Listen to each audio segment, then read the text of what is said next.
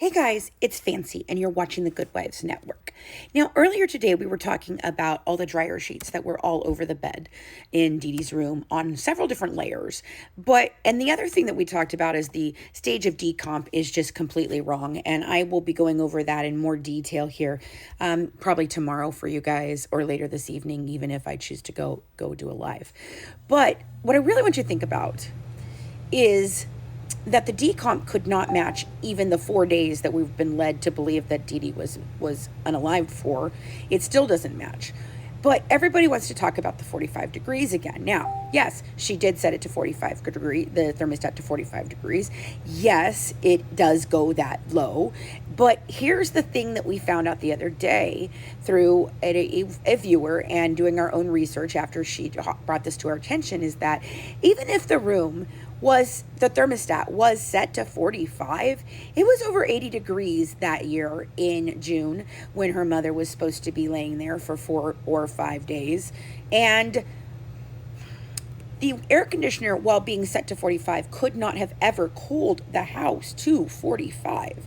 What would have happened is if it was trying to cool it to 45 fully and it went down that low, the air conditioner would have fucking frozen.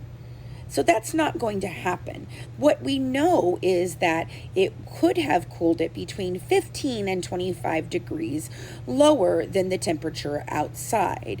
And that would put us, right about 60 degrees or so.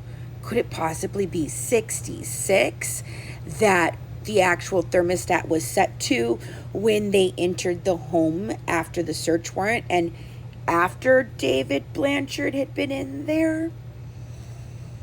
Because I think that might have happened. But I do not think in any way, shape, or form that Dee Dee died on that bed. Her body is weirdly placed. It's not a sleeping body. It looks like somebody just dragged it up there and threw it into that position. She has no freaking pillows under her head. She lays that way. There's no way that Gypsy could have ever slept in the bed with her if we believe that she was laying like that normally. That is just a very odd position. Now the dryer sheets are laid out in that exact same position. There is blood where it should not be and no blood where it should be. The bathroom has fingerprints everywhere. And throughout the house, there is blood all over the place. The kitchen, the hallway, the bathroom. But where there isn't really blood is the bedroom, where you want me to believe that this went down. Now, the biggest problem for me in all of this is Nicholas and his accounting of things, because he throws a monkey wrench into the timeline of everything. And so I'm really hard pressed to figure out how in the world did all of this go down? How in the world did the medical examiner, make so many weird mistakes? Why do we not have time of death? Why do we have a pronouncing of death before anybody could have ever got in there and looked? Why do we have such strange things going on with David Blanchard and anyone connected to him? Not even Dan. David Blanchard. He's much more suspicious than anyone. But I do think it's odd that Gypsy and her crew led us to the wrong Dan Glidewell for many years, including during this year as well. Dawn Brown was still saying that was the right Dan, and that she was scared because she had to sit across the street or a table from his aunt, and how dare I do all of this and make her have to live in fear. Meanwhile, she knew that wasn't the right Dan.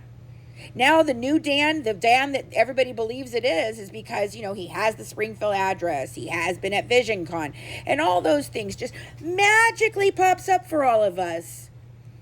And he's definitely the right one. But why? Why would Gypsy out Dan now?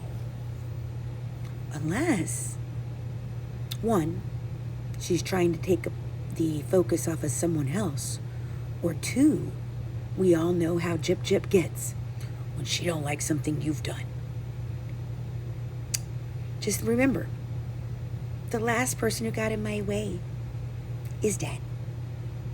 Have a good one from the Good Wives, serving up true crime, one dish at a time.